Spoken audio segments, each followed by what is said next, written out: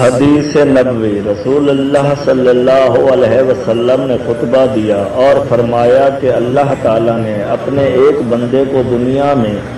اور جو کچھ اللہ کے پاس آخرت میں ہے ان دونوں میں سے کسی ایک کا اختیار دیا تو اس بندے نے اختیار کر لیا جو اللہ کے پاس تھا۔ انہوں نے بیان کیا کہ اس پر ابو بکر رضی اللہ عنہ رونے لگے۔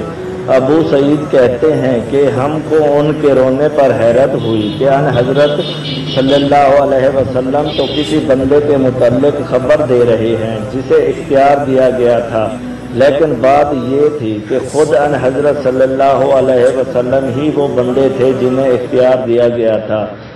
اور واقعاً حضرت ابو بکر رضی اللہ عنہ ہم میں سب سے زیادہ جاننے والے تھے۔ ان حضرت صلی اللہ علیہ وسلم نے ایک مرتبہ فرمایا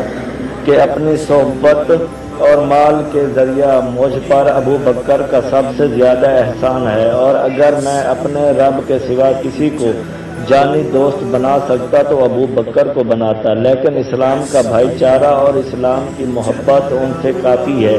دیکھو مسجد کی طرف تمام دروازے جو صحابہ کے گھروں کی طرف کھلتے تھے سب بند کر دیے جائیں، صرف ابو بکر کا دروازہ رہنے دو۔